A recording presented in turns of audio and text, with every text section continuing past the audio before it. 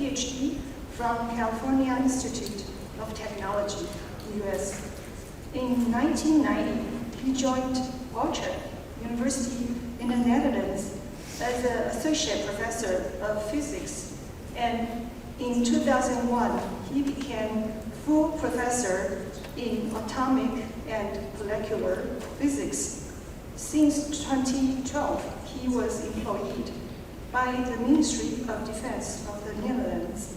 His research interests include plasma surface interactions, functionalization of surfaces, as well as detailed chemical reactions at surfaces. Dr. Henrik Rudolph will give a speech on his trip to Taiwan this time. And this one is the first one. Please give a huge welcome to Dr. Henrik Rudolph for his presentation today.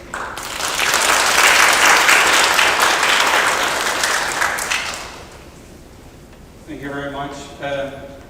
Before we get started, I just want to check with the people and with the camera. Can you hear me in the microphone?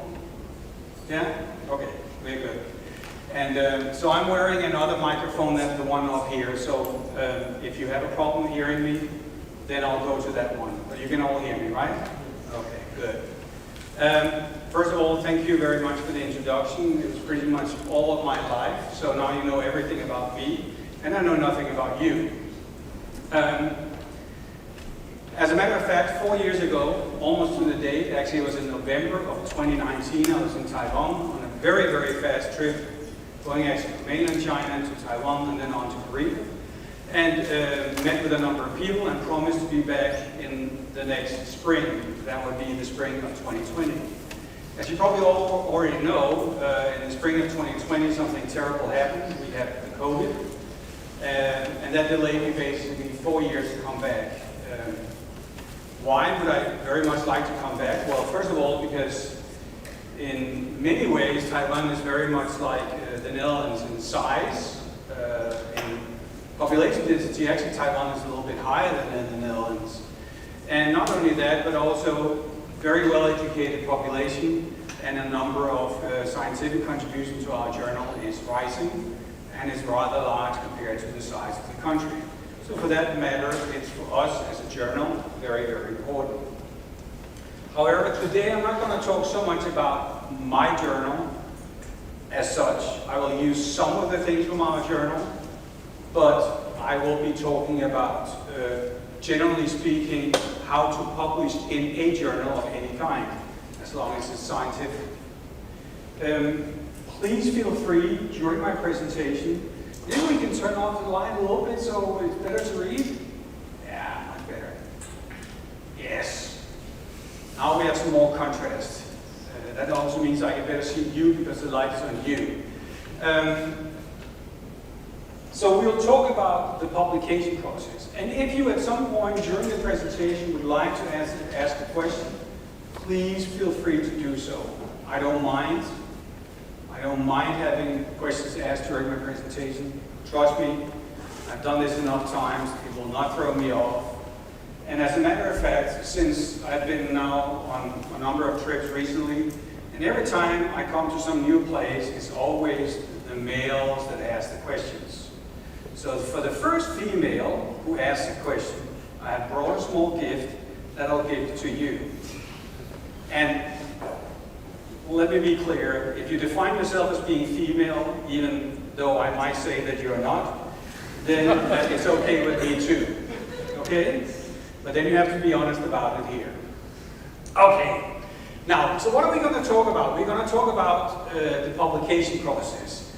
And I'm going to use quite a bit of data from Elsevier, but I would like to emphasize, although, as you probably noticed, Elsevier not brought one safeguard with me, but two. So apparently they're very much afraid of what I'm going to say because I'm not employed by Elsevier, okay? I'm a regular professor like most other people who are working with these journals. And as a matter of fact, as I will show you later, we have about 42 people associated with this journal some way or another, all of them not employed by Elsevier, but employed by some other university or institution. So I can say things that Elsevier may or may not like, but I think most of the things that I'm going to talk about today is not so much to their dislike, but I might even tell you something that may concern them a little bit, like, well, don't publish too much. Obviously, they're in the business of publishing, so that's the whole thing. Now, for those of you who may or may not recognize the person up here, do you know who this is? Charlie Chaplin. And Charlie Chaplin is now caught in the machine here. It's just like you, when you submit a paper to a journal, you get caught up in the machinery of the big journal, and you don't know how all the wheels run. Today, I hope I can convince you that there is a very predictable way how a journal works, okay? And they're all very similar. Different people, different names, different scopes, but the way it works is pretty much the same. So before we get started, because I talked about this publish or perish. Do you know what perish means? Dead. So either you publish or you're dead as a scientist. That's the idea. So now here we have the scientist, and he comes up to St. Peter and he says, son, I don't see your name here. Well, could you check under the publish or perish category? And down here you can see his suitcase filled with rejected papers. Okay?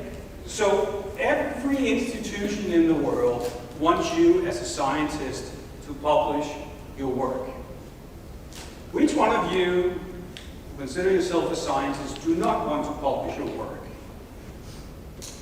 Whew, good. Then I'm for the right audience. So you all want to publish your work. The problem is that if you publish too much in too low impact journals, we'll talk about it later, then your work will not be read and will not be cited, and therefore you don't really count. Okay? Now, so just to explain to you a little bit of my journal. I call it my journal, obviously it's not my journal. The journal is from Elsevier. I'm just so happens to be the editor-in-chief, so I consider that to be my journal. Okay? The journal actually originated in 1984, but I'll show you the numbers from 2006, and there we received about 1,700 submissions. Now, in 2019, we received about 19,000, okay? And then 2 years hit, we dropped down, and now we are back up to very, very close to 20,000 submissions per year. That means that every day, 24/7, meaning 365 days a year, we receive about 60 papers from somewhere in the world. Okay? Every day. So, 60 papers every day. You can imagine that there is a lot of work gone into those papers. We expect about half a year to a man-year worth of research going into every paper. So you can imagine how many people want to get into this journal. At the same time, the impact factor has been increasing and is now about 7. Unfortunately, something else has happened in the past many years, and that is that the acceptance rate has been going down. It started out in 2006 with about 60% acceptance rate. So 6 out of 10 papers that were submitted would be accepted. The last few years, it's been going down steadily, and now we are about 17.8%. I'm a physicist, so I like to make statistics and draw lines. Can you see a problem with the line I've made? In 2026, it will cross into 0. So that means you shouldn't even submit your paper because it's for sure it will be rejected anyway. Luckily enough, as you can see the last few years, it's been going and flattening out a little bit, happily enough. So much about our journal. And just to show you the team, actually this is actually from 2019. We had a conference last year in 2022. But we were so busy we forgot to take a picture of all our editors, and this is only a small number of them. But there are in total 42 people involved in the journal as of this moment. This conference, by the way, was in Pisa, and next year will be in mainland China, close to Shanghai. I'll return to that later on. So, whenever we talk about scientific publishing, it all starts with you as a scientist, okay? You have a brilliant idea. You go with that idea and try to find some money, some funding. Maybe not you personally, but someone will. Maybe your professor, maybe the institute, maybe the university will. Based on that, you'll do some experiments, maybe some theory, and you'll come up with a great idea. Well, this one is taken. And then you end up writing the paper, okay? So, just mind you, without you, the scientist, and your creativity, there will be no publications, there would be no publishers, there would be no editors, and there would be no reviewers, and there would be no readers, because if there's nothing to read, you can't have a reader, okay? So it all begins with you. Look at yourself in the mirror and say, I'm the most important part of this. When we talk about what's called stakeholders, do you know the term stakeholders? That means people who have some interest in the process, okay? They're called stakeholders. There are many of them. There's the funding agency. There's the academic institution. There's the authors and co-authors, the publisher, the editor, the reviewers, the libraries where we're in, and all of you when you go to the library and read it, the readers. All of them have some interest in the publication process, some way or another, okay? And we all have a role to play in that. You as a creative genius, the author and co-author, but also maybe as the reviewer, and maybe later on as a funding agency participant, or for that matter, obviously as a reader, okay?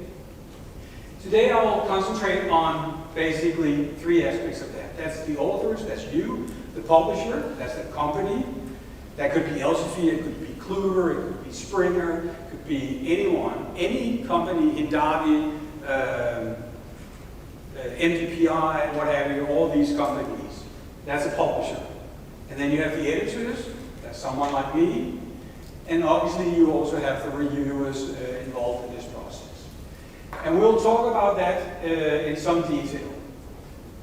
But there are many ground rules that I could talk about. And I will not have time to talk about all of that. That's all about, for instance, what is good science, science ethics. Ethics is a whole different presentation I could give. It would take an hour, hour and a half. We can talk about authorship. What does it mean to be an author? Who can be an author? Who should be an author? Who shouldn't be an author? Who owns the material that you've made? Who has the copyright? Well, whenever you submit a paper, you basically give the copyright to the journal. But in reality, you retain, to some extent, also the copyright to that. Or as a matter of fact, most often, your institution does that, okay? Conflict of interest, publishing ethics, which is different actually than science ethics. Salami publishing. Have you ever heard of the salami publishing? Do you know what that is? You know what a salami is? It's the sausage. It's an Italian sausage originally. And you can cut it in very, very thin slices. So if you have a good piece of work, and you slice that work up, instead of having 2 good papers into 10, that's salami publishing. It's so thin that you barely can taste it, okay? Meaning, these 10 papers might be published, but they will not be very interesting to anyone. Duplicate submissions, fair peer reviewing, and research fraud. So we're going down the scale of really bad things. When we talk about the publishing circle, I'm really talking about when you submit a paper, what happens to it, how many papers are rejected. And just to give you an overview of how many articles, it's about 800,000, as a matter of fact, closer to 1 million now within Elsevier per year that Elsevier receives. and about 350,000 are being published every year. Okay? By the way, you don't need to take pictures of my presentation. If you want, you can get a PDF file of my presentation afterwards, okay? There might be a few slides missing, but that's because I don't have the copyright to them. For instance, the cartoon, but that's okay. Okay, now, whenever you publish a paper, the most important thing is to choose the right journal, okay?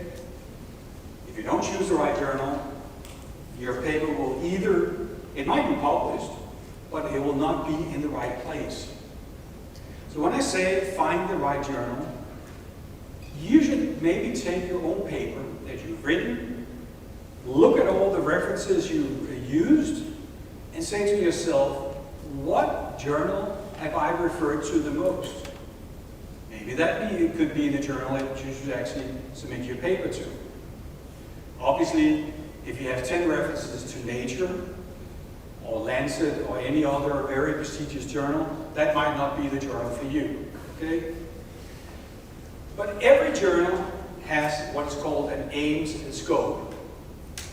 And aims and scope is basically a text that describes the goal of the journal. The subject area, the audience that we expect to read through this journal, the type of articles that you can expect to see in the journal. That would be whether they're regular articles, review articles, so-called preview articles. That means that they are looking forward. Or they could be short articles. They could be short communications. There are many types of articles. Make sure that your article is the right type for that kind of journal. Some journals prefer to have only short communications. Some journals do not do any short communications. Some journals do only review papers. Some journals do only special issue papers. So make sure that you submit it to a journal where your paper also fits in as type. Now also, the quality and the coverage of the field might be of importance for you to choose the right journal. And it may not necessarily be that, and we'll discuss a little bit about what kinds of quality measurements do we have, because there are many kinds. And some of them, well, actually most of them, I'm not very fond of, because a journal is a very complex creature. And to describe it with just one number is not very nice. It would be like to describe every person by their height. That's not good enough. We need to know more. So if you want to look at that, look at more than just one number. Don't just look at the impact factor or the CiteScore or any of the other measurements. Look at how you think your paper would fit into this journal, okay? And try to be a little modest, okay? Don't overestimate yourself. On the other hand, don't be too modest either. And sometimes some of these journals are associated with a professional organization. Few of the Elsevier journals are, but for instance, a lot of the American Chemical Society or OIP or what have you, other society publishers, their journals are some way or another associated with a society. As a matter of fact, Elsevier has a big collection of journals called Fysica, and that turns out to be actually coming originally from the Dutch Physical Society. So it's actually still associated with the Dutch Physical Society. And whenever you publish in that, the Dutch Physical Society actually gets some money from Elsevier because the paper has been published in that. Now, let's talk about the right journal. Of course, only the best is good enough for you. And one of the things that you often hear is the impact factor. What does that really mean? Well, the impact factor is actually a ratio between the number of citations to papers in 2 years before and the number of published papers in those 2 years, okay? So if we make a ratio, say that in 2 years, in the first year it was 13 39 and 1467, a total of 2806. And down here we have 350 plus 462, a total of 812, gives you 3.456. Is that a good impact factor? Very quiet. Is it a good impact factor? It all depends. Depends on the field. So it might be a good impact factor, but it could also be not such a great impact factor. There are certain areas where impact factors are very, very, very high. Some of the environmental engineering, I don't know how they do it, but they have huge impact factors. Either they cite a lot of papers or they don't write a lot of papers. So it all depends. What else can we read out of this? Can you take any other conclusions from the numbers I gave you here?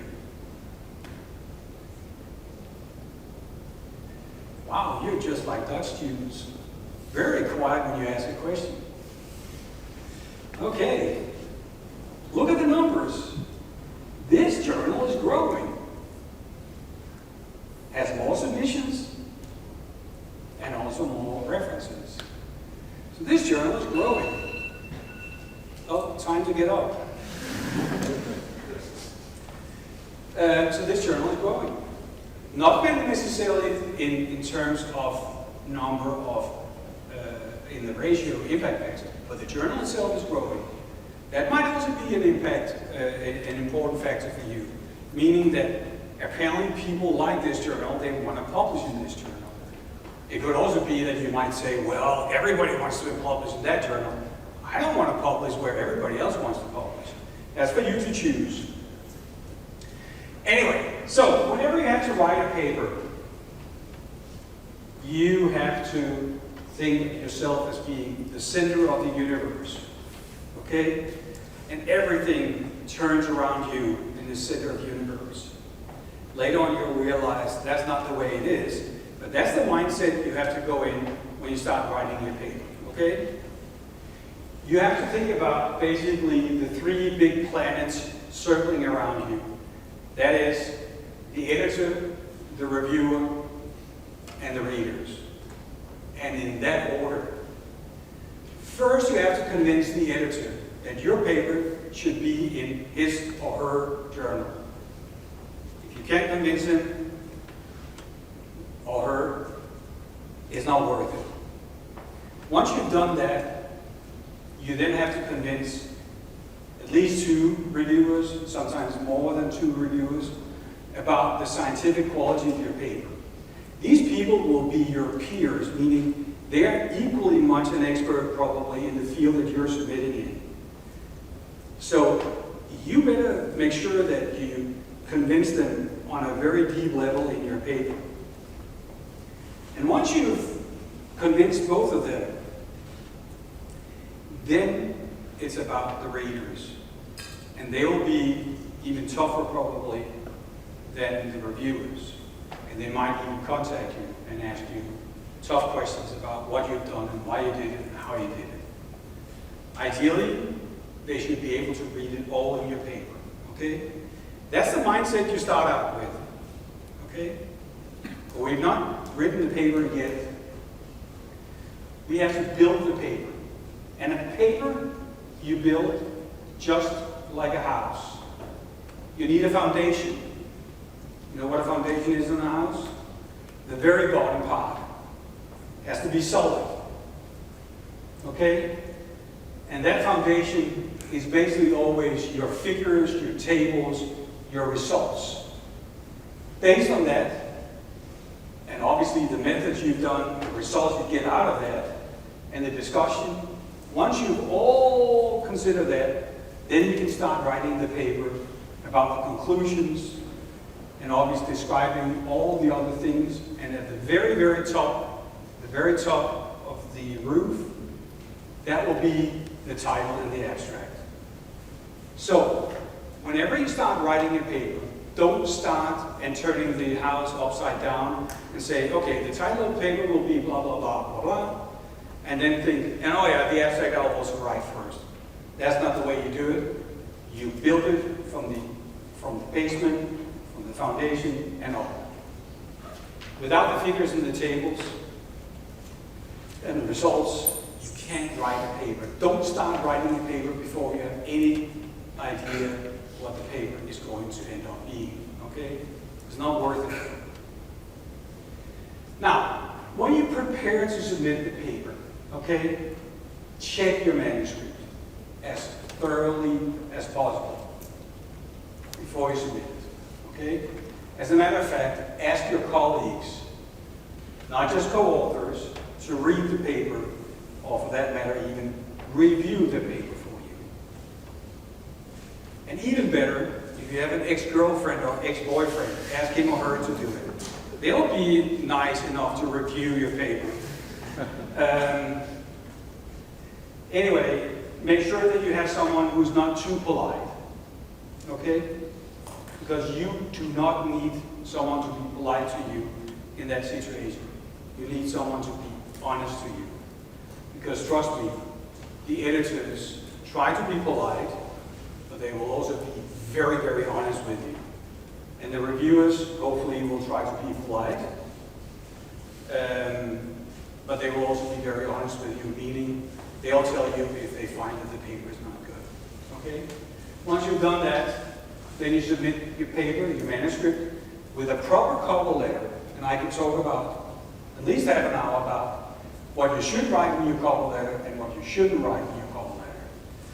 Don't write in your cover letter, for instance, this paper is the best the world has ever seen, okay? It might sound great, but it will not convince any editor at all. They have seen it too many times. And make sure you address it to the right journal, okay?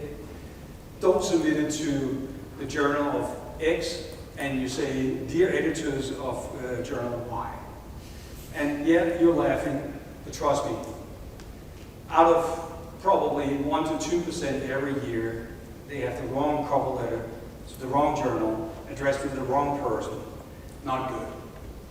Anyway, now you see the machinery here, small, is starting to run. And now we'll go into how that machinery really works.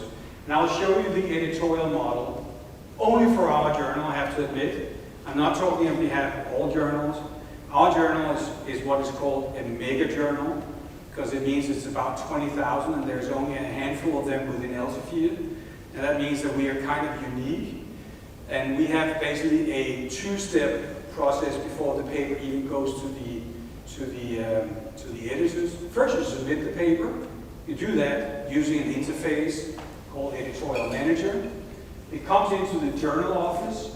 From there, it goes into a pre-screening by managing editors. These are all PhDs in surface science. They're all experts in this field, but they only very briefly look at your paper, make sure that it's complete, that you have the reference in there, that it's even the right scope, what have you.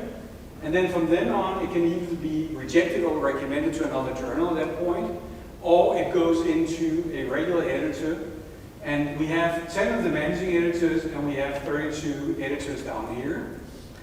And if there are some issues about the paper, it might actually even end up with me as editor-in-chief. That's the reason why you see these dashed lines there. So if there is issues, and what kind of issues could we have?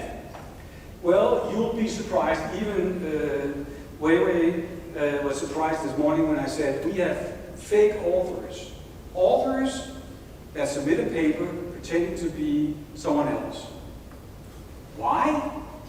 Well, because they will ask other people to join them on their paper, and they will ask these other people to pay for joining them on their paper, and then they don't want to show everyone who they really are, so they just make a fake name with a fake place and pretend to be from there.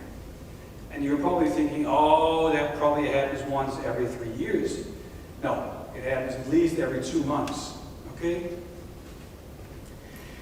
So that's one of the issues. The other issue is that some people are so nasty that they actually are reviewers from somebody else's paper. They recommend to that journal that it should be rejected. They take the very same paper, put their own name on it, make a slightly different abstract, and submit it to a different journal. I know you all look like that can't happen. It does, okay? Once again, there are some people who are famous for actually stealing other people's paper. Very tough to, by the way, to prove. And they all say they didn't steal it. Ultimately, at the end of the day, it should be an acceptance, and the acceptance rate, ideally, when I wrote this many years ago, I thought it would be 25 to 30%. I just showed you is only about 18%. So the numbers here are not quite right, but it's roughly the same order of magnitude. So that's the process it goes through. So there's a whole bunch of people involved with it. So if you submit your paper, it's not just one person, it's many people who are working on it. And they expect something from you, and we expect something from the paper. Yeah? Now, the editor is now in charge. What does he do? Well, first the paper is received into the main office. Pre-screening, completeness, suitability, ethical issues. Then it gets assigned to an editor. The editor then checks the submission again, and then it goes out to reviewers. Now, how many reviewers do we need? Well, ideally, 2 or 3. How many people do we have to invite in order to get 2 to 3, you think? Typically, 5 to 7. So, but I also told you that only 1 out of 5 publications are actually being accepted. So that means that we need 10 times as many reviewers as authors. So once you become a little more settled in your field, you will be invited to review papers. And you should realize that you need to review 2, 3, probably 4 times as many papers per year as what you write. And a lot of people say, I don't have time to review the papers. Well, but you have time to read read papers? Yeah. You have time to write papers? Yeah. Well, then you need to have time to review papers. Because, as I said, without your input also, as a reviewer, there will be no publications. We are not going to publish papers unless someone who's capable and knowledgeable in the field has looked at your paper and said, this paper is good enough to be published. Okay, so the editor's window to the world looks, for those of you who have ever used Editorial Manager from Elsevier, looks very much the same as the features of the author's part of it. As a matter of fact, the author's part of it is a little nicer. Why? Because Elsevier find it more important to help you more than the editors. And therefore, there is more money, more man time invested into the window to the authors. But you can see in this particular case, when I took the shot here, I had 5 new assignments. Not good, because ideally you shouldn't have any new assignments because they need to get away. Because new assignment means that I've done nothing with them. Bad day. But you can see I had 2 with no response, reviewers invited, and 3 under review. So that's okay.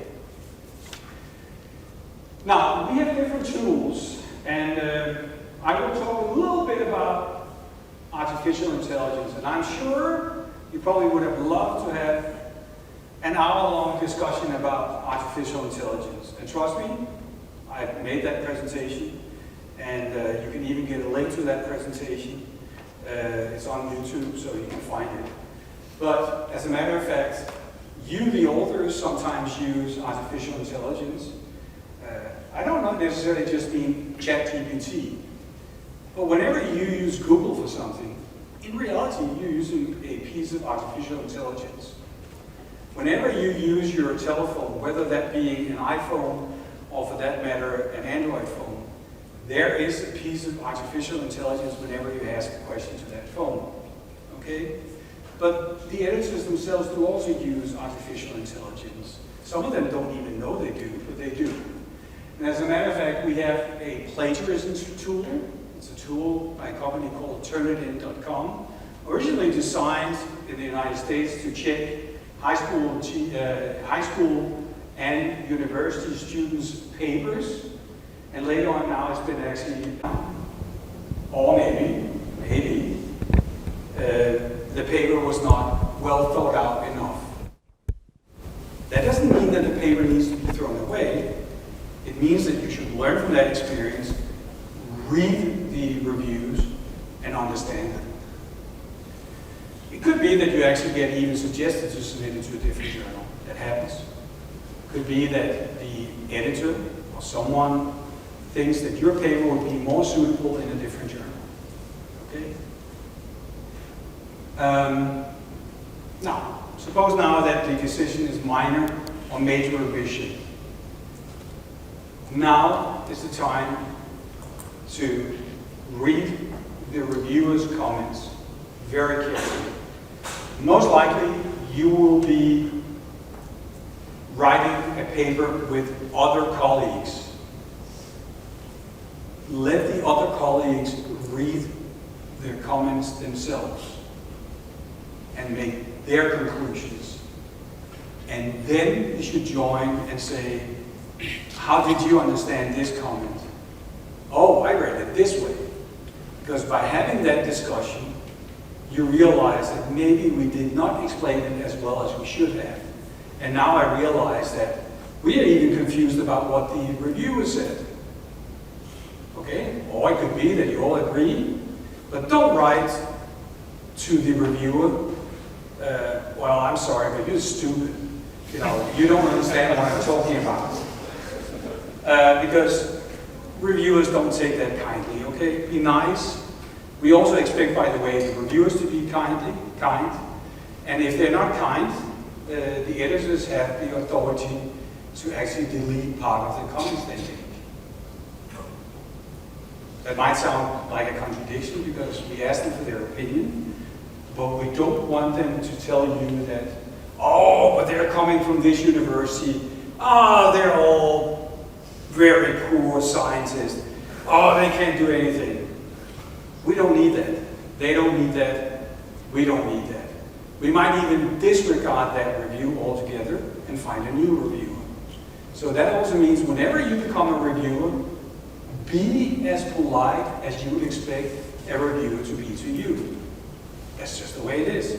Because next time you will be the author and he or she might be the reviewer.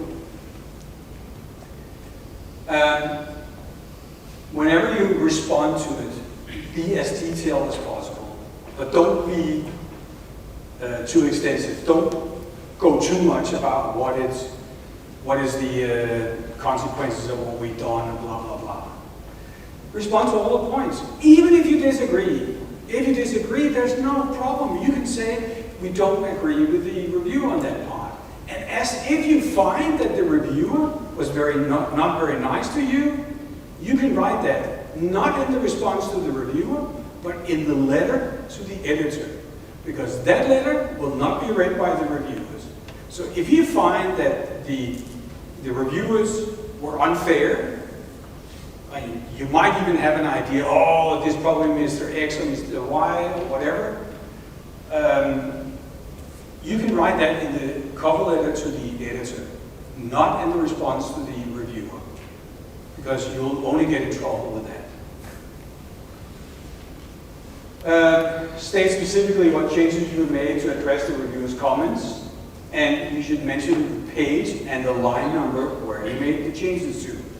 As a matter of fact, you will be required to submit a revised version with all the revisions in a different color, or noted where they made the revision, and then one where you cannot see what changes have been done. And it could be that you need to do more experiments. It could be that you need to do more calculations. And if they are required, and you can't do it yourself, and you need to have someone else to work with it, don't forget to include this person or persons as a co-author. But don't add a co-author in the revision unless you can justify why you added an extra author. Don't say afterwards, oh, by the way, you know, my colleague needs to be on this paper too because he needs to graduate. Don't write that, okay? Because as editor, I will not accept that. Because I think it's okay that he or she wants to graduate, but not because he or she needs to be on a paper that he or she probably didn't do anything about. So now let's talk a little bit about artificial intelligence. I will not ask you whether you used it for a paper that you submitted, because as a matter of fact, I'll tell you in a second that I'm okay with that. Be my guest. However, you can use it to make a literature list, probably, before you even start, okay? You can write the abstract. You can suggest a title, maybe, using ChatGPT. Write in the conclusion. Make a nice schematic drawing of the experiments. I asked you to use ChatGPT and then asked it for the reference. Have you noticed something interesting? What's that? They give you a wrong link. So if you just take whatever they tell you, it's 100% fake. So, and why do they do that? Do they do it because they want to trick you? Why do you think they do it? Any idea?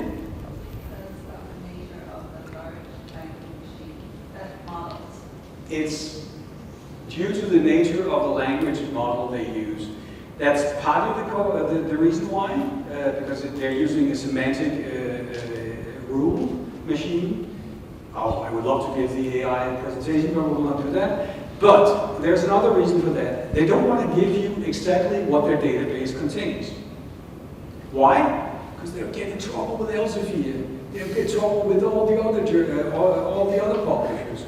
As a matter of fact, some authors have sued them because they know that their work is in their machine because they can write in the style of them, meaning they have read their books, meaning they're in the database. Okay? So they will not give you the exact, or rather they will not give you the correct reference, because then the publishers would know that they have stolen their material and put it into their database, which would be a copyright infringement. Okay, so there's a reason for that. Anyway, suggest you do experiments. Don't ask ChatGPT for your experiments, okay? I mean, if you in any way, shape, or form in sort of the STEM, the science part of it, don't, okay? Actually, what it's really good at is debugging code. If you ever write code, that's what it's good at. And it knows certain languages a lot better than other languages. But it's even good to old-fashioned assemble language from some old processes from the 80s. So, in that respect, it's pretty strong. Anyway, AI is a tool like any other tool you use. You need to understand how the AI engine works. There's another very important part of it, and that is the limitation of the AI engine, the database, and the age of it. They will not tell you the database, they will tell you how old it is. Do you know how old the database is that ChatGPT uses at the moment?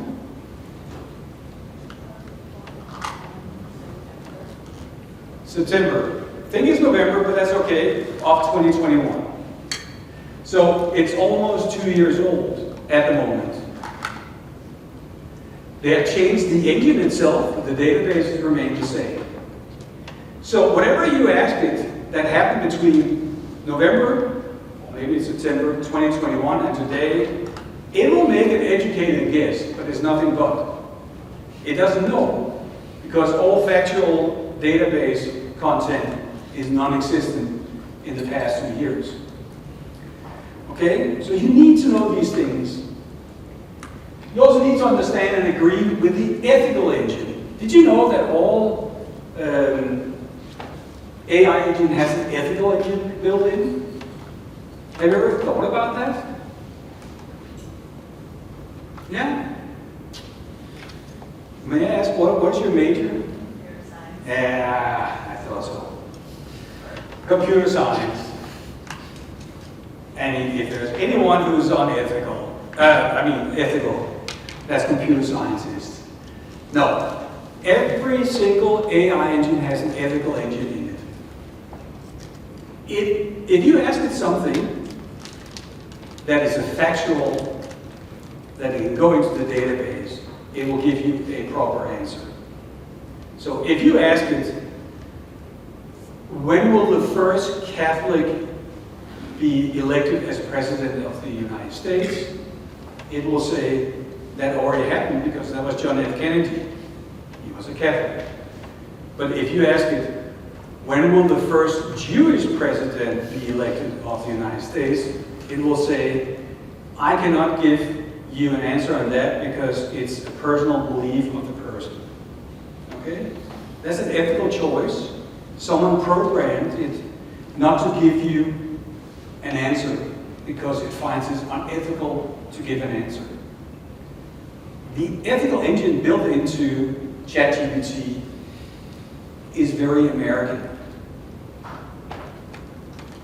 Nothing wrong with that, but it means that the norms and values that it's using is based on the ethical engine, the ethical thermometer, I should say, of American society, which may or may not be the same in all countries.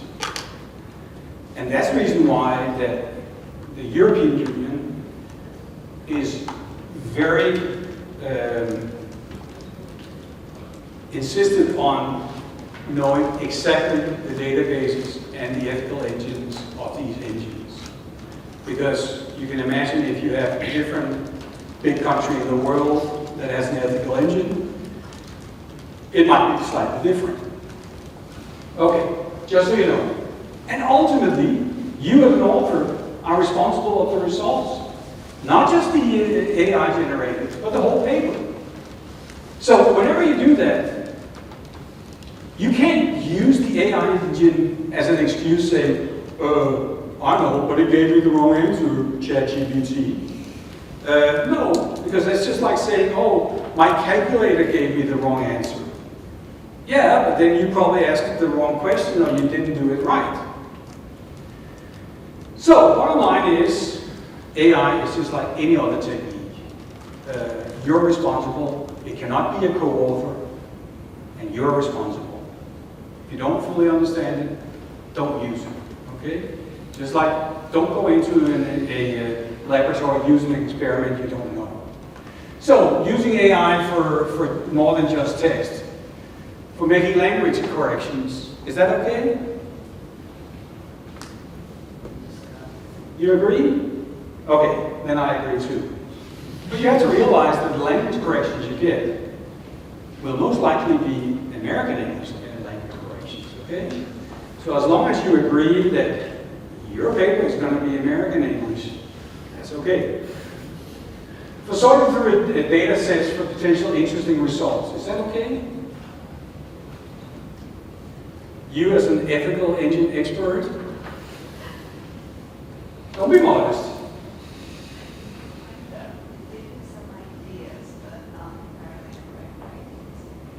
Well, it might give you ideas, but it's okay to use it. You're still responsible.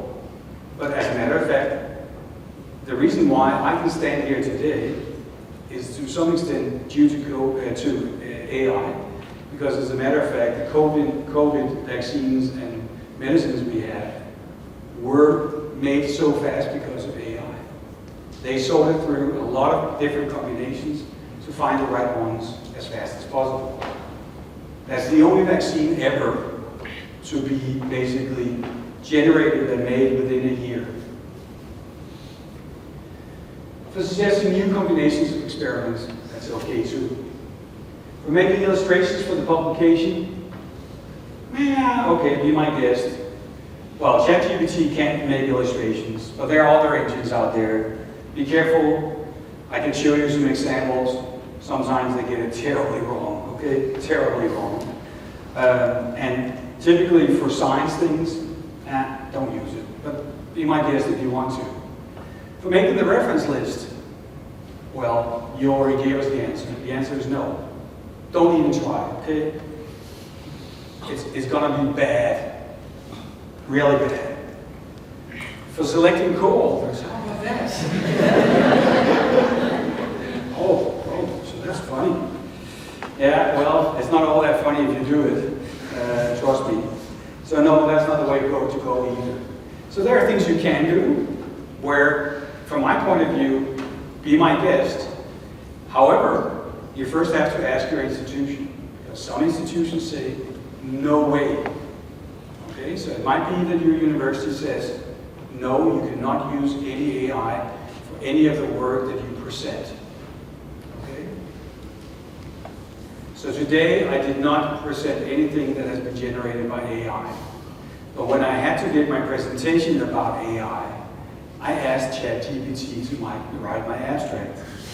And I sent it to my publisher at Elsevier, and I sent it to my host in Korea, and I sent it to a colleague of mine in Korea, and they all said, oh, what a great abstract, exactly what we need about AI.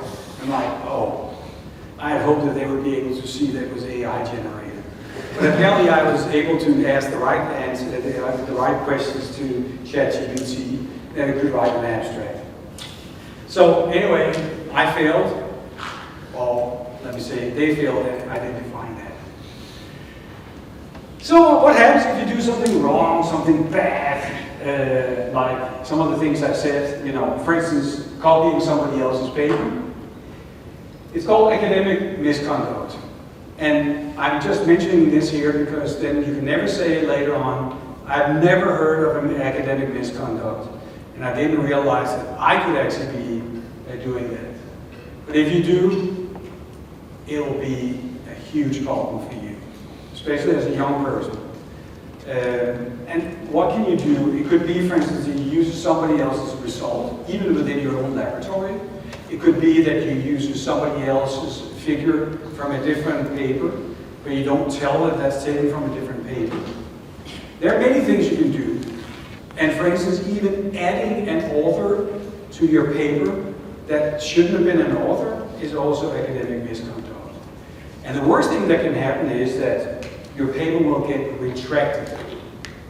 And when it gets retracted, it will not disappear, but it will actually be visible for the rest of the world, for the rest of the days, in the electronic library that has been retracted. And trust me, as a young person, the worst thing you can have is that your paper is being retracted, because getting a position, not necessarily at a university, but anywhere with a paper that has been retracted is almost impossible, okay? So you have to trust your co-authors, because you're all collectively responsible for the paper.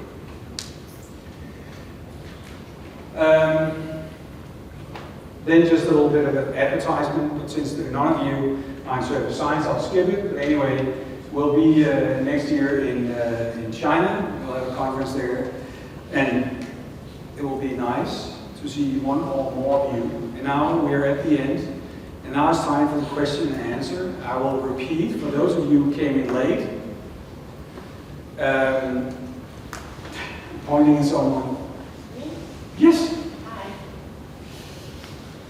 Yes, that the first female who asks me a question will get a small gift. Come on, questions? I have some questions. So like for... Just to say, wait for the microphone. Hello everyone. Okay, so I heard that writing style matters a lot in a paper. Like, how to say, like maybe the idea is simple, but if you write in a good way, then you can publish in good journals. Is it correct? Yes and no. Every subfield of science has their own language, not just English, but also the way they explain certain things. So it's very important to read a paper or a couple of papers in the journal that you want to publish in, because when you do that, you can see how other people write in that journal, okay? And so you also see the style of the journal, and some journals have even a style sheet that you have to use, where they explain, you know, what symbols you have to use. What is your discipline, if I may ask? I'm from statistics department. Statistics. Statistics? Yes. Okay. I know statistics, but I don't know anything about writing in statistics. So, but I'm sure that there's probably, in terms of the math kind of explanations, there are probably style sheets that you need to know use. Our journal, in particular, do not use style sheets.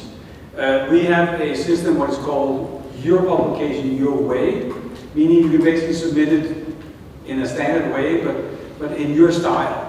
And we'll pretty much we'll accept it if we find that the science is good enough. So we are not very conscious about the style. As a matter of fact, we're not very conscious about the language either. As long as it's understandable, that's more important than it's 100% perfect British English or blah, blah, blah. And it doesn't have to be sophisticated and very elaborate. As long as the science is sound and solid, I'm okay with that. If 99.9% of your colleagues can understand it, I'm happy with that. I promised you a small gift. So now you can choose, do you want a small wooden shoe? Or would you rather have something else? Anything is fine. Anything is fine, and you get nothing. You can choose a wooden shoe or actually a presenter for doing PowerPoint presentations, wireless and everything. But you want the shoe, okay, that's fine. I want that. Okay, so I have one more question. No, you can only have one. Okay, next question. Okay, so like... You're not getting another gift. Yeah, I know. I have like a lot of doubts actually. So like we use re-paraphrasing a lot. Sorry, you use re-paraphrasing. Like we write a paragraph and like because we are not coming from a native speaking countries. So, you know, like we have like especially I do a lot of like grammatical mistakes while writing some paper or something. So I use like maybe ChatGPT or some other, you know, re-paraphrasing website. So is it okay to do that and while writing paper? Yeah, in my opinion, yes, it's okay. That's fine. As long as you, after you've read it, say, oh yeah, that's the way I should have done it. I didn't manage to do it that way, but I still agree with what they wrote. But you should also mention that you've actually used this tool to do it. Of course, when we use Microsoft Word, it also makes suggestions to you. There's actually also an AI engine, and we don't write, I've used Word. So there's, you know, gradation, depending on how much you think it's actually helped you, okay?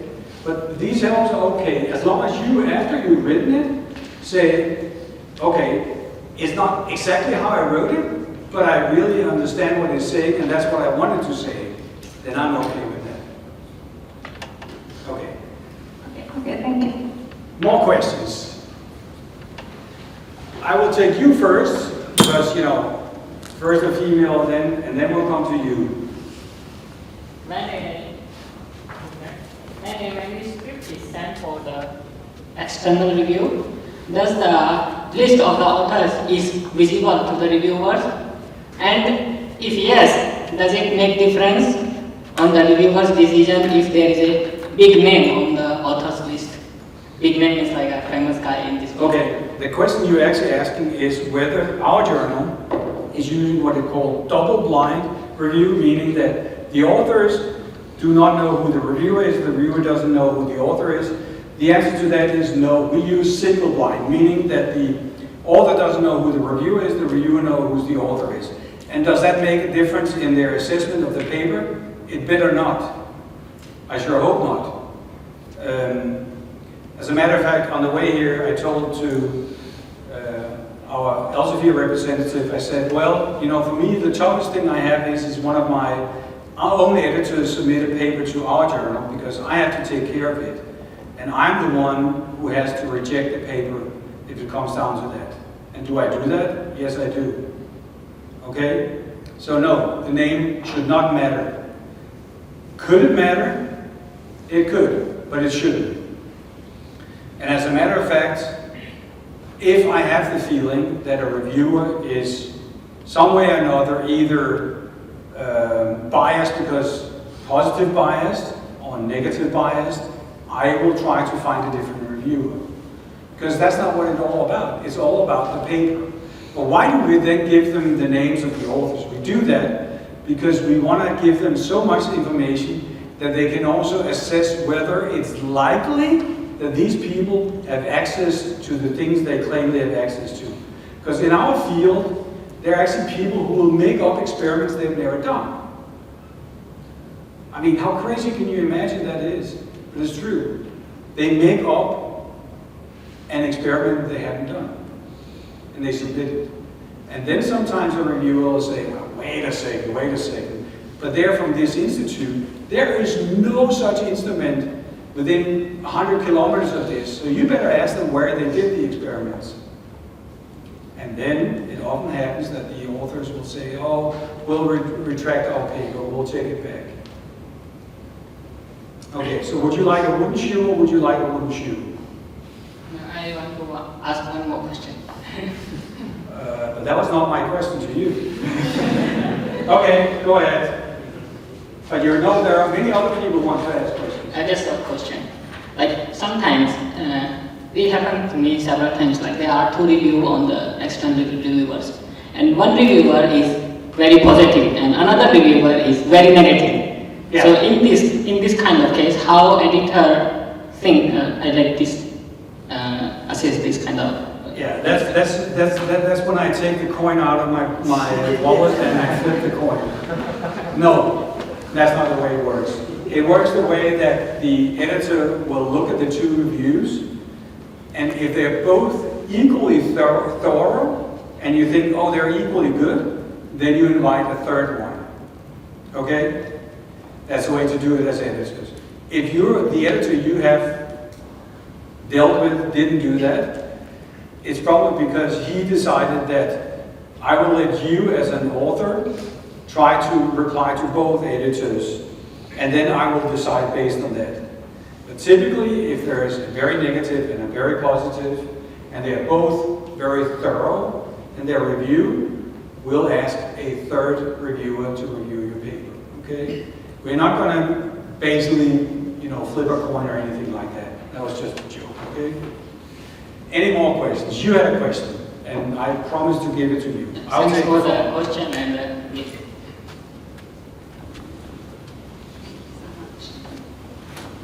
Actually, I've got two questions. Following from the ChatGPT question, I would like to ask, where should we say that we have used ChatGPT as Grammarly or have them medical mistake checks?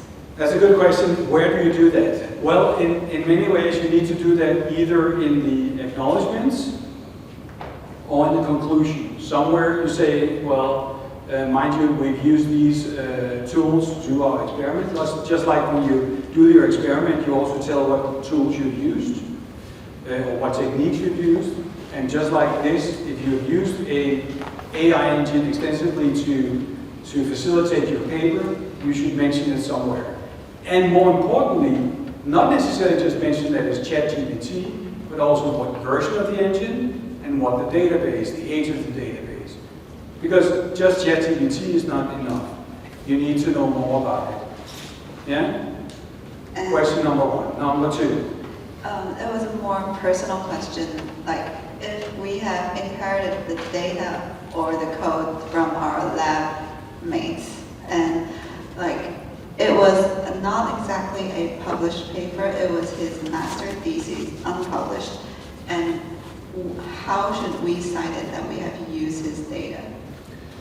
Okay, I assume that the master thesis will be available on internet, library.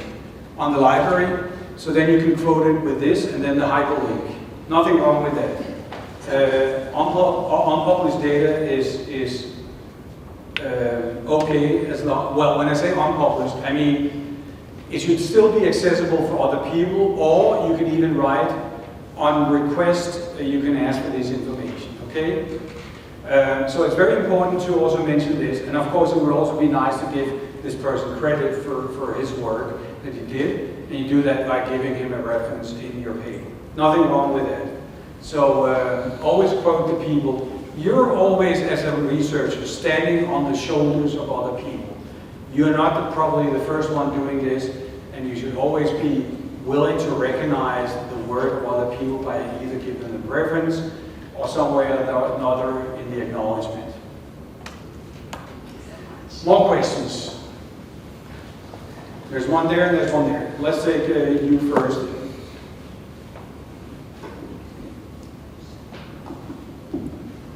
Thank you very much for the wonderful presentation. I was just asking about your opinion about predatory publisher.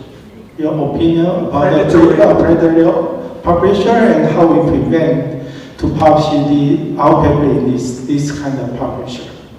Okay, okay. For those of you who do not know what a predatory journal is or a predatory publisher, these are publishers that offer you to publish your paper, most often for a modest fee, maybe 500 euros. So that would be whatever, 15,000 Taiwanese dollars or something like that, which is money, but it's not a huge sum.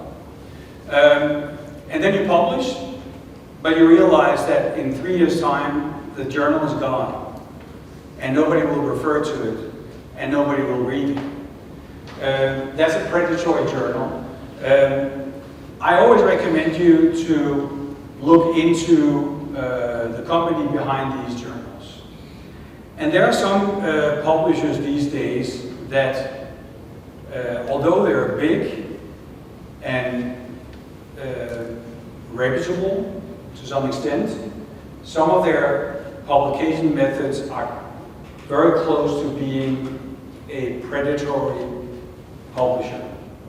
There's even predatory conferences. So I told you about our conference. It's called International Conference of Applied Surface Science. If you go and Google that, chances are you will find some other company that is offering a conference next year in a hotel in London, together with 15 other conferences at the same day, same time, in the same room. Okay? That's a predatory conference. Don't spend your valuable work and money on these journals or conferences. It might look good and it might look like a real good solution to your publication, but at the end of the day, nobody will read it and nobody will refer to it. So don't do that. And yeah, I mean, of course, I don't deal with them. I deal with authors who are very upset that they thought they were actually publishing in a real journal, and they say to us, you know, you should do something about it. But it's not, I mean, even the legal department of Elsevier cannot do anything about it. I'm sorry to say. Okay, and then you had a question. Yes. The microphone is gone. It's gone.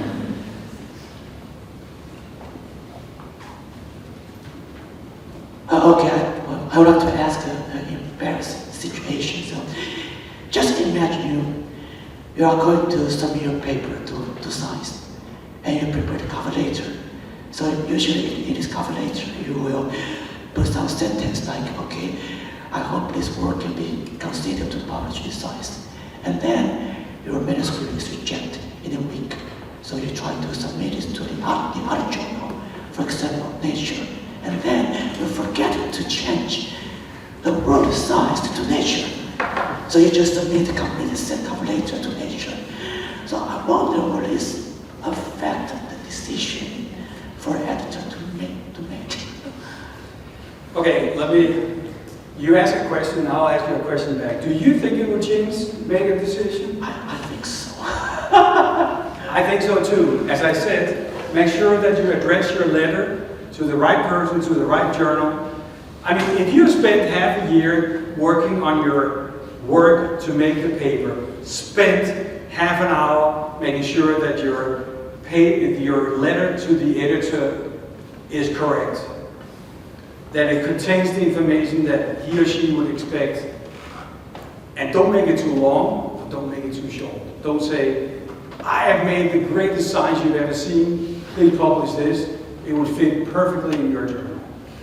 That's not the way it works. You should write what you've done, how it relates to other people's work, and why you think that it would be appropriate at this moment to have it published in this journal. Yeah? So don't make that mistake. And especially not if you send it from science to nature or the other way around. I mean, just to give you an example, their rejection rate is about 90%, okay? So there's a 10% chance that your paper will be accepted. And out of the 90% of the papers that get into this will not get highly cited. So your chance of getting a paper in science highly cited is less than 1%, okay? Because their distribution of citations is very much peaked around a few publications in every issue that gets a lot of references. Okay? So just publishing in science is not good enough. I don't know whether it's customary here in Taiwan, but in some countries you actually, as a professor, get a sum of money if a paper is published somewhere. Is that also the case here? Yes, okay. I look at you, you look like someone who would know. Okay. And depending on what journal you do it in, you get more or less money. Also the case here? Okay. That means that there is an incentive for you to try to go for the highest and the best journals you have. And as a matter of fact, I know in our journal, in some countries, they get about what is equivalent of about 6,000 euros to distribute among themselves, meaning money for me, or the group, okay? And that also means that there is an incentive for some people to invite other people into the paper and tell them, you know, if I get into this, you know, we'll share. Don't do that. Don't get tempted with that. And for some reason or another, I find that the money that you then get for getting that comes out of the money of somebody else who would also have done some science within the university, but it's not for me to decide. Okay, more questions. I have 2 more shoes left. Okay, let's take you there, down there. Yes. And then we have one there, and we have one there. Yeah? Good afternoon, Professor. Thank you for your presentation. I have one question. Like, when we are submitting our paper in a journal, so some journal they will ask, do you want to suggest some reviewer? So what we can expect, like if we are suggesting some reviewer there, so the journal will send our paper to that reviewer, or the journal will decide by their own. If the journal will decide by their own, then in what basis they are selecting the reviewers for that particular paper? Okay, so the question is, whenever you submit a paper, you always have to suggest reviewers. That's pretty much always the case. And your question is, do the editors use those reviewers? Sometimes they do. Most often they don't. So why do we still ask you to do that? We do that also to see whether you are aware of the people in the field that are your peers. Because the worst thing you can say is, I don't know anyone to suggest the paper, to review my paper. Because what you're really saying is, I know nothing about other people in this field, so I don't care about them. I only care about my own paper. So that's part of it. It tells us, you know, do you know your field? Do you know to suggest good people? Do you understand the ethical part of that, meaning you shouldn't have someone who has been publishing with you a year ago? Do you understand that you probably should suggest someone outside of Taiwan? Also, that's part of it. And secondly, we might use one of them, very likely. And how do we then find the other reviews? Well, our database for our journal is about 65,000 reviewers. And they all have various keywords. So we use the keywords of the reviewers, and we use keywords of your submitted paper. And as a matter of fact, there is a group within Elsevier working on an AI engine that actually reads your abstract and extracts what it thinks are the most important keywords out of the abstract. Not necessarily the keywords you have given, which you also have to do, but actually out of the abstract. And based on that, it will also make some suggestions. But most editors are so experienced that they also have a number of people in the back of their mind that they know are probably experts in that field, and they will actually ask them to review the papers. Okay? So it's a combination of factors, but yes, it is very important to submit good names, good suggestions, and by good I mean ethical, meaning I have not published with them, I have no, and don't submit, 3 names of Nobel Prize winners, because they're not going to review your paper. And it's, although they might be experts in the field, they're not going to do it. It's as simple as that. We need names of people who are likely to review your paper and who have no other interest in reviewing your paper except for the fact that they, as scientists, are obliged to review papers. Yeah? Did that answer your question? Thank you. You're welcome. Okay. We have 1 or 2 questions over there. We'll first take you, and then we can probably squeeze in more. So if you're probably questioning what this is, I come from the Netherlands. I live in the Netherlands, I should say. I'm not originally from there. And so we always use wooden shoe. No, we don't, but that's the story about wooden shoe. And the reason why you use wooden shoe is because the Netherlands is called the lower countries because it's almost all below sea level. About 30% of the Netherlands is actually below sea level. And the good thing about using a wooden shoe is that you increase the surface of your foot, meaning that you don't go into the mud. That's the reason why we use wooden shoes. Okay, the question was from here. I would like to know what publisher thinks about preprints. Like, is it okay to publish the articles that already been submitted into some preprints like archive or something like that? Because I noticed like some preprints are cited in some articles, and then like some topics in the preprints then actually published later. Yeah. The answer to that is it used to be that if your article has a DOI number, that means that it can be referred to by a unified identifier, then we would not publish it. That's no longer the case. As long as the paper has not been published in a peer-reviewed journal, then it's okay. So all reprint and preprint sites are non-peer reviewed. And therefore, it's okay to submit it to a journal. However, I strongly recommend you, in your cover letter, to mention that it has been on the net for a while in this particular preprint service, yeah? Because otherwise the editor might find out that you've actually published the paper before. He or she thinks that it is the case and will reject the paper and consider that to be an unethical behavior on your part. Even though if you had said it up front, he or she would have said, that's okay, fine, it's not been published in a peer-reviewed journal. Okay, one question down there. Yeah, thank you so much for the presentation. I really like the way you presented. And the question I have is how much time it takes to publish a paper, on what terms and condition it is depending that when the paper will really published.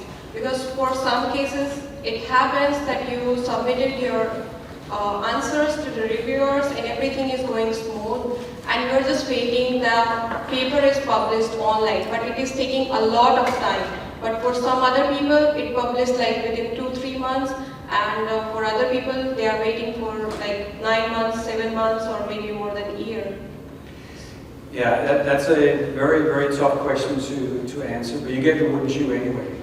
I hate not to be able to answer, but that all depends on the publisher and the journal. Because some journals, they have a set number of pages they want to publish every month. Okay? So back in the days when we only had paper, we would only do 1 volume per month. And so many pages in a volume, maximum so many, and we would have page quotas. Well, I showed you our journal, it just exploded. And at some point they sort of gave up because every year we had 20% more. So they sort of gave up, and at some point we ended up in the electronic publication world. And what happens now is that once your paper has been accepted, within 2 weeks, you will have a page number and a volume where the paper will be published. It might be in 2024, but it will have been assigned to a volume at some point. So in our case, but that all depends on the publisher and sometimes even the journals. Some publishers, they only want to give you the volume number and will not give you the page number, and some will not even give you a volume number except to say it's been accepted. So it all depends on the publisher. In my opinion, but I'm not employed by the publishers, I think it's unfair that you accept a paper and not assign a page and volume number as soon as possible. Why? Because you, as an author, cannot use that publication for anything because nobody else can really read it. When I say that it's been assigned, it also means that the paper will be online, and you will have a DOI number, and you can refer to that paper. Okay? And that's what happens in most journals and most publishers these days. But there are journals and publishers still that prefer not to do that because they want to have the fixed number of pages, so many volumes per year. And well, we also have a fixed number, and I said every month, now it's actually every 2 weeks, so we have 26 volumes per year. But we also publish in excess of 3,500 publications per year. So a lot of publications. Okay, there is one little wooden shoe left, so one last question. Your neighbor had a question, so I think we should let this gentleman answer the question. Sorry. No, this gentleman here with the red shirt. Thank you for humoring me. That was a very British joke. Thank you for humoring me. ChatGPT would never say that.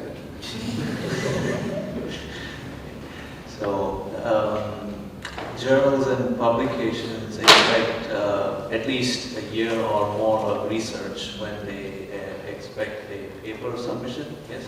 So I was wondering if there were other useful venues to gain the experience to publish a paper with shorter terms of research and lesser time investment.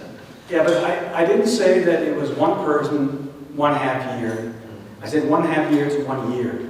It means if you're in a group of 4 people, it's in total 6 months to a year of research work. It's not for you personally, maybe for 6 months to a year. Okay? But unfortunately, I cannot recommend you any institution or any pill that you can take and you'll wake up and in 2 weeks you can write a paper.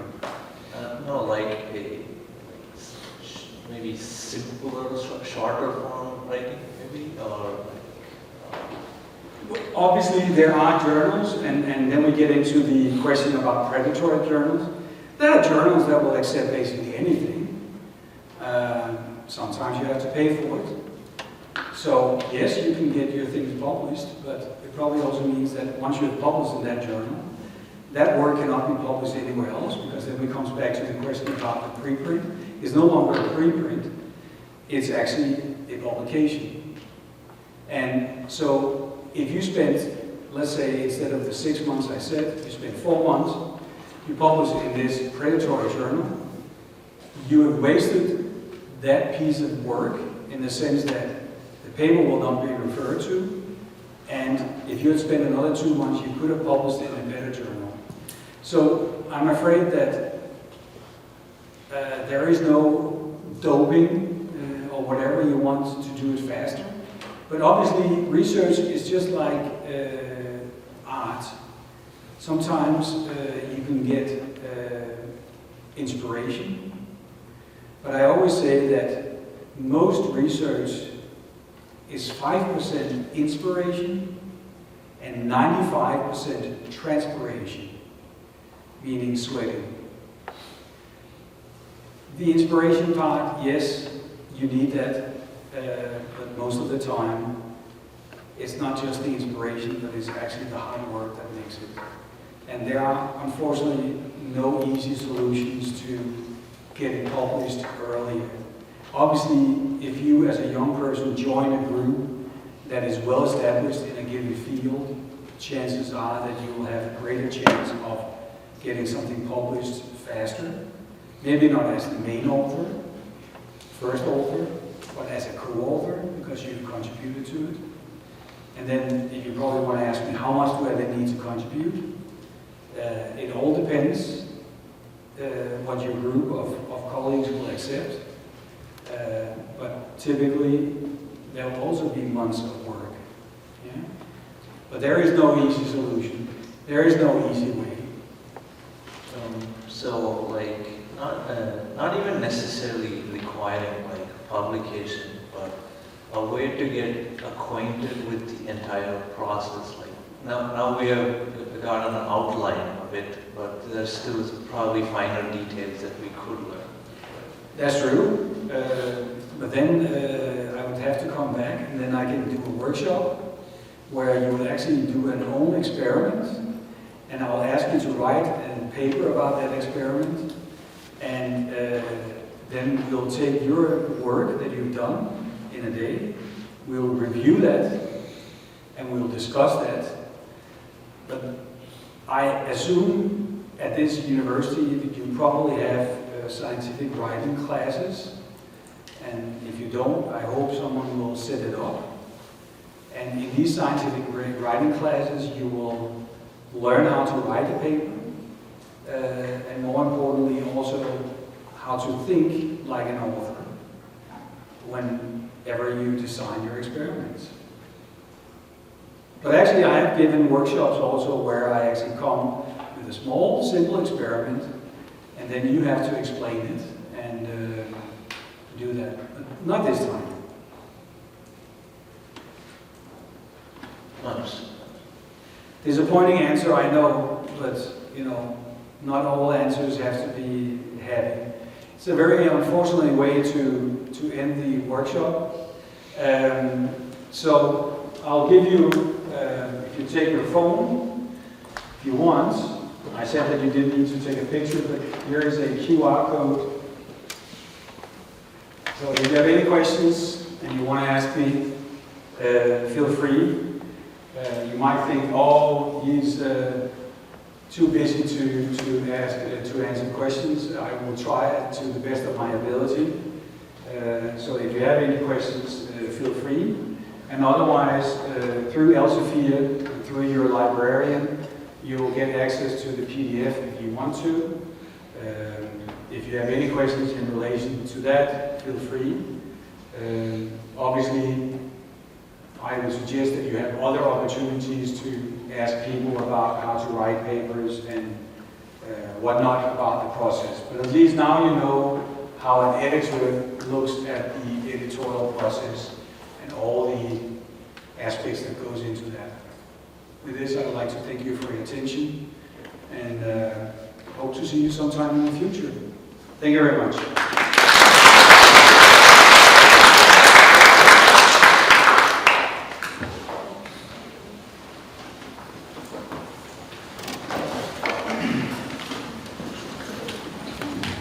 So you all were given a QR code for our post-survey. So please help us to fill the survey form and give us your feedback. Thank you very much.